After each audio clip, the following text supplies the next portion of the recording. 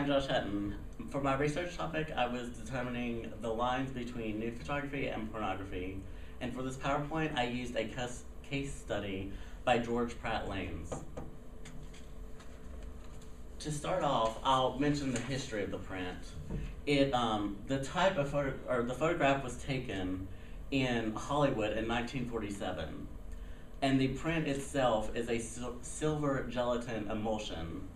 And its silver gelatin emulsion is a light-sensitive coating on the film that allows the processing agent, such as developer and fixer, in an aqueous solution to enter the colloid without dislodging the crystals. And the type of framing used for it was a selectional metal frame, which simply put is a frame that you put together yourself. For this case study, I will be using the standards set by Eugene Mirabelli and Jason Goldman, and my standards, which I had come to conclude through this paper. As far as the image aspect of the photograph, Mirabelli, what he considered pornographic, was a plain image that was naively detailed, and the image was not properly thought out, and was unshadowed or poorly lit, and was erotically powerful.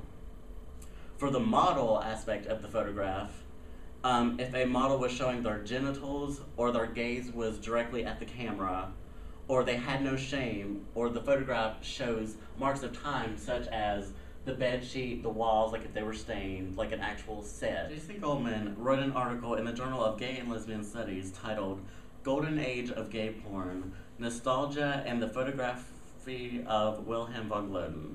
In this article, he had a not-so-clear mindset of the differences between nude and pornographic.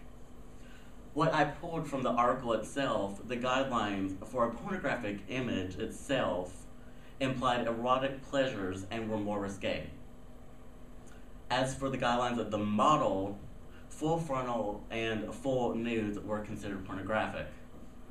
What he considered nude photography, aside from what was opposed from what I said was pornographic, was an image that paid homage to the photographer's past, and also tapping into the Greek or Roman aspects of history.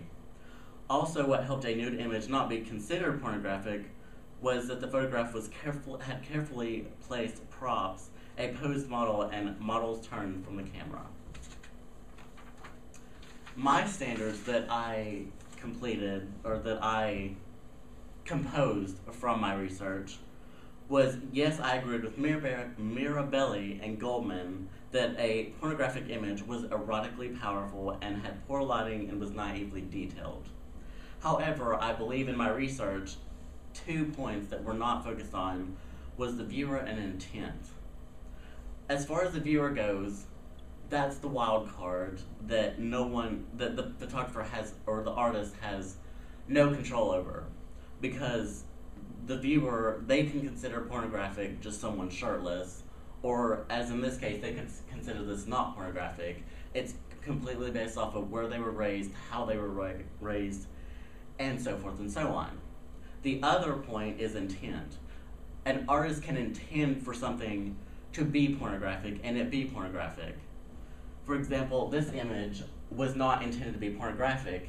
He was testing the boundaries of what in that age and day was considered pornographic. But ultimately, this, in my opinion, was judged to be a nude art piece.